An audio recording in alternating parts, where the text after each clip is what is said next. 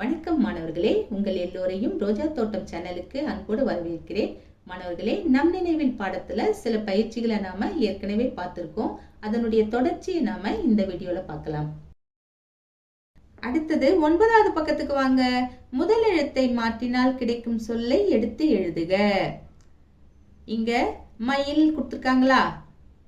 அடுத்தது பாருங்க, மாவை எடுத்துட்டு கூ போட்டு குயில்னு மாத்திருக்காங்க பாருங்க. இதே மாதிரி மற்றவைகளை நாம செய்யணும். நமக்கு க்ளூக்கு இந்த பக்கம் கட்டத்துல கொடுத்திருக்காங்க பாருங்க. 100, குழு, மண், கதவு, மூக்கு, குயில், சூடு, பாக்கு, நுங்கு, காற்று, கூண்டு, குன்று, இந்த மாதிரியான சொற்கள் இருக்கு. இந்த சொற்களை தான் நாம இங்க எடுத்து எழுதணும். ஆனா எந்த இடத்துல எந்த சொல் வருங்கிறத நாம பார்த்து எழுதணும். சரிங்களா? மயில், குயில். அடுத்தது நாக்கு. இந்த இடத்துல நாங்கிற முதல் எழுத்தை எடுத்துட்டு பாங்கிற எழுத்தை போட்டோம்னா பாக்கு. அடுத்தது புழு. பூவை தூக்கிட்டு கூவை போடலாமே, குழு வந்துடும். அடுத்தது கூடு. கூவை தூக்கிட்டு சூவை போட்டா சூடு. அடுத்தது கூறு. கூவை தூக்கிட்டு நூவை போட்டா நூறு. கூறு இங்கே 100 ஆனது. அடுத்தது உதவு. ஊவை எடுத்துடலாம், காவை எழுதலாம். இப்ப என்ன ஆகும்? உதவு கதவானது. கண். காவை எடுத்துட்டு மாவை போட்டா கண் மண்ணானது. அடுத்தது நாற்று. நாவை எடுத்துடலாம், காவை போடலாம். இப்போ நாற்று காற்றாக மாறியது. அடுத்தது கன்று. காவை எடுத்துட்டு நாம கூவை எழுதலாமே, கன்று இப்போ குன்றாக மாறியது. அடுத்தது பூண்டு. பூவை எடுத்துட்டு கூவை எழுதினோம்னா பூண்டு குண்டாக மாறியது. அடுத்தது கீழே பாருங்க, ரொம்ப எல்லாருக்கும் பிடித்தமான ஒரு பயிற்சி. படத்தில் வேறுபாடுகளை வட்டமிட்டு பெயரை டிக் செய்க கொடுத்துருக்காங்களா?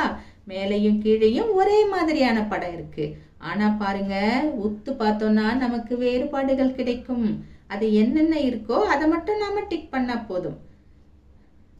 மேல இருக்கிற படத்துல துள்ளுற மீனே இல்ல, ஆனா கீழே இருக்கிற படத்துல ஒரு மீன் துள்ளிக்கிட்டு இருக்கு. அதனால மீனை நாம டிக் போட்டுக்கலாம். மேல இருக்கிற படத்துல இருக்கிற ஆடு இந்த பக்கம் பார்த்து நிக்குது, ஆனா கீழே இருக்கிற படத்துல இருக்கிற ஆடு இந்த பக்கம் பார்த்து ஓடுது. அதனால ஆடை நாம டிக் போட்டுக்கலாம். மேல இருக்கிற படத்துல இருக்கிற கரடி பொம்மை ஒரு கலர்ல இருக்கு, கீழே இருக்கிற படத்துல இருக்கிற கரடி பொம்மை வேற கலர்ல இருக்கு. அதனால கரடிய நாம டிக் போட்டுக்கலாம். மேல பறக்கிற குருவி இந்த திசையை நோக்கி பறக்குது, ஆனா கீழே பறக்கிற குருவி வேற திசையை நோக்கி பறக்குது. இதுவும் ஒரு வேறுபாடு தான் இல்லையா? அதனால குருவியை நாம டிக் போட்டுக்கலாம். அதுக்கப்புறமா மேல இருக்கிற படத்துல நீல கலர்ல அருவி கொட்டுது, கீழே இருக்கிற படத்துல வெள்ளை கலர்ல அருவி கொட்டுது. இதுவும் ஒரு வேறுபாடு தான் இல்லையா? அதனால அதை நாம டிக் போட்டுக்கலாம். மேல இருக்கிற படத்துல சூரியன் இருக்கா? சூரியனுக்குள்ள டிசைன் இருக்கு பாருங்க, ஸ்மைலி மாதிரி. ஆனா கீழே இருக்கிற சூரியன்ல அப்படி இல்லை, பிளைனா இருக்கு. சூரியன்ல வேறுபாடு இருக்கு. அதனால சூரியனை நாம டிக் செய்துக்கலாம். அதுக்கப்புறமா 10வது பக்கத்துக்கு நீங்க வரணும். உரிய சொல்லியது கண்டுபிடித்து எழுதுக. இங்க சில சொற்கள் தரப்பட்டிருக்கு. என்னென்ன சொற்கள்னா தேநீர், செம்மண், சரவெடி, பூச்செடி, தேங்காய், முள்வேலி, தேன்சிட்டு, வெங்காயம், செங்கல், மேம்பாலம், வேப்பமரம், கேழ்வரகு, வெல்லம், நெய்முறுக்கு, தீப்பெட்டி, பெருங்காயம். இந்த மாதிரி நிறைய சொற்கள் கொடுத்துட்டாங்களா? கீழே சில கேள்விகள் கேட்டிருக்காங்க. என்ன கேள்வினா, பாதி பாதி சொல் தான் கொடுத்துருக்காங்க, முழு சொல்ல கொடுக்கல. நாம அந்த பாதி சொல்ல வச்சு முழு சொல்லையும் கண்டுபிடித்து எழுத வேண்டும். முயற்சி செய்யலாமா? நீர் கொடுத்துருக்காங்க, அதுக்கு நேரா தேநீர் கொடுத்துருக்காங்க. ஆக தேநீர்ல நீரை மட்டும் கொடுத்தாங்க, தேநீர்ல பாதி தான் கொடுத்தாங்க, நீரை தான் கொடுத்தாங்க. அதுக்கப்புறம் அதனுடைய முழுமையான சொல் தேநீர் கொடுத்துருக்காங்க. இதே மாதிரி மீதியை நாம எழுதணும். எழுதுவோமா? கல் கொடுத்துருக்காங்க. கல் இங்கே எந்த சொல்லுல வருது? செங்கல்லில் வருகிறது. எனவே செங்கல்ல எடுத்து எழுதலாம். அடுத்தது முள். முள் இங்கே எந்த சொல்லில் வருகிறது? முள்வேலியில் வருகிறது. முள்வேலியை எடுத்து எழுதலாம். அடுத்தது காய். காய் இங்கே எந்த சொல்லில் வருகிறது? தேங்காயில் வருகிறது. தேங்காயை எடுத்து எழுதலாம். அடுத்தது வெடி. வெடி இங்கே எந்த சொல்லில் வருகிறது? சரவெடியில் வருகிறது. சரவெடியை எடுத்து எழுதலாம். அடுத்தது மரம். மரம் இங்கே எந்த சொல்லில் வருகிறது? வேப்ப மரத்தில் வருகிறது. வேப்ப மரத்தை எடுத்து எழுதலாம். அடுத்தது பாலம். பாலம் இங்கே எந்த சொல்லில் வருகிறது? மேம்பாலத்தில் வருகிறது. மேம்பாலத்தை எடுத்து எழுதலாம். அடுத்தது பெட்டி. பெட்டி இங்கே எந்த சொல்லில் வருகிறது? தீப்பெட்டியில் வருகிறது. தீப்பெட்டியை எடுத்து எழுதலாம். அடுத்தது பூ. பூ இங்கே எந்த சொல்லில் வருகிறது?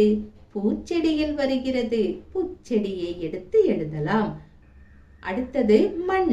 மண் இங்கே எந்த சொல்லில் வருகிறது? செம்மண்ணில் வருகிறது. செம்மண்ணை எடுத்து எழுதலாம். அடுத்தது நெய். நெய் இங்கே எந்த சொல்லில் வருகிறது? நெய்முறுக்கில் வருகிறது. நெய்முறுக்கு எடுத்து எழுதலாம். அடுத்தது தேன். தேன் இங்கே எந்த சொல்லில் வருகிறது? தேன்சிட்டுவில் வருகிறது. தேன்சிட்டு எடுத்து எழுதலாம். அடுத்தது சொற்களை கண்டுபிடித்து எழுதுக. இங்க அழகான ஒரு இயற்கை காட்சி கொடுத்திருக்காங்க. அதை நீங்க உற்று பார்த்தீங்கன்னா சில சொற்கள் அங்கே ஒளிந்து கொண்டு இருக்கின்றன. எந்தெந்த சொற்கள் எடுத்து எழுதுவோமா? 6 சொற்கள் இருக்கு. மேல பாத்தீங்கன்னா வேர் இருக்கா? அதுக்கு கீழே வந்தீங்கன்னா அந்த போட்டுல நெல் இருக்கு. அதுக்கும் கீழே வந்தீங்கன்னா தெரு இருக்கு. அப்புறம் அதுக்கும் கீழே வந்தீங்கன்னா கீழே இருக்கிற போட்டுல சேவல் இருக்கு. அதுக்கப்புறமா மேல போனீங்கன்னா மேளம் இருக்கு.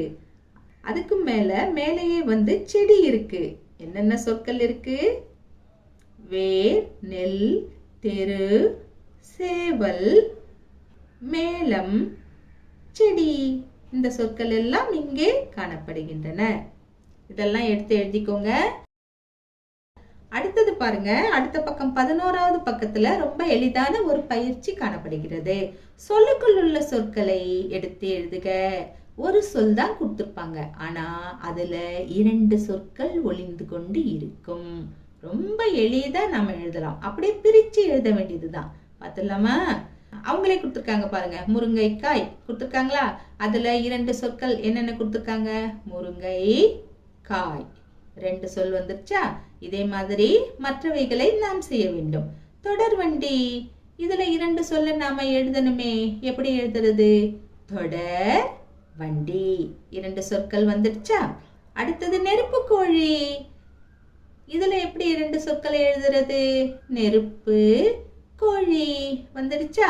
அடுத்து பாருங்க கொண்டை சேவல். இதுல 2 சொற்களை எப்படி எழுதுறது? கொண்டை சேவல். அடுத்தது போர்வை. இதுல எப்படி 2 சொற்களை எழுதுவது? போர்வை. அடுத்தது கடைசியா பச்சை மிளகாய். இதில் எப்படி 2 சொற்களை எழுதுவது? பச்சை மிளகாய். எழுதிட்டோமா? மாணவர்களே, இதோட நாம இந்த பயிற்சியை முடிச்சுக்கலாம். இதனுடைய தொடர்ச்சியை நாம அடுத்த வீடியோல பார்க்கலாம். Tata, bye bye.